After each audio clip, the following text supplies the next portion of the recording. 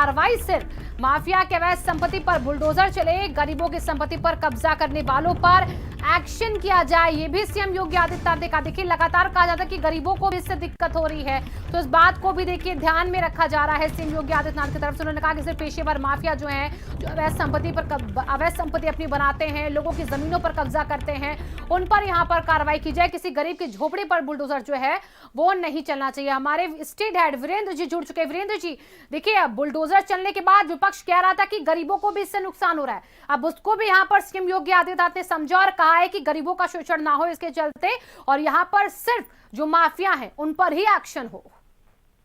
बिल्कुल, देखिए ये बात मुख्यमंत्री तक पहुंची है। हाँ। कि बुलडोजर के नाम पर गरीबों का भी कई जगह झोपड़ियां उजाड़ दी गई, घर गिरा दिए गए। हाँ। और इसी को आज मुख्यमंत्री ने सुबह बैठक में जानकारी ली और इस पर निर्देश दे दिए हैं कि किसी गरीब के घर और झोपड़ी को उजाड़ा नहीं जाएगा।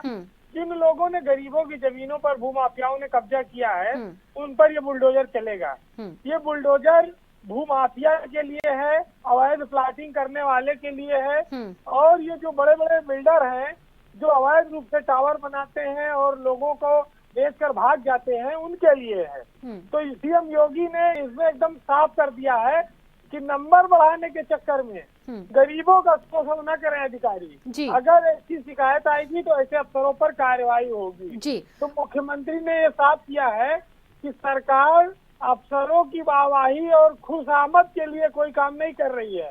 ये जनता को राहत मिले और जनता में संदेश साफ जाए कि सरकार भूमाफिया, गुंडा और जमीन कब्जा करने वालों पर बुलडोजर चला रही है।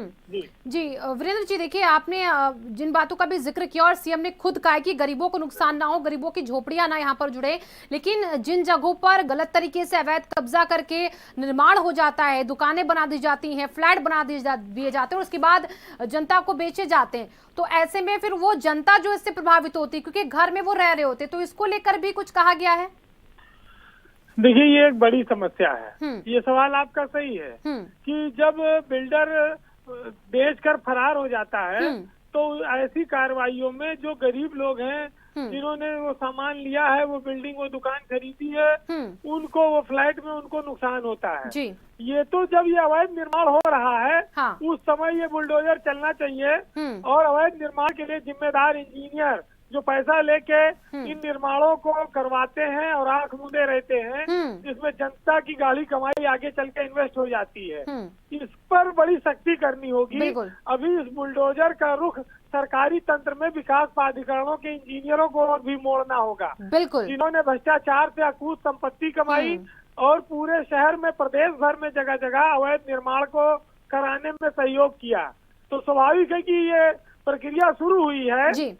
कुछ चीजें, जब भी कोई बड़ा कानून आता है, बड़ी कार्रवाई होती है, तो कुछ छोटी मोटी चीजें लोगों के साथ अन्याय हो जाता है। बिल्कुल, और इसको ही ध्यान में रखा गया। वीरेंद्र जी, बहुत बहुत शुक्रिया आपका तमाम जानकारियों के लिए।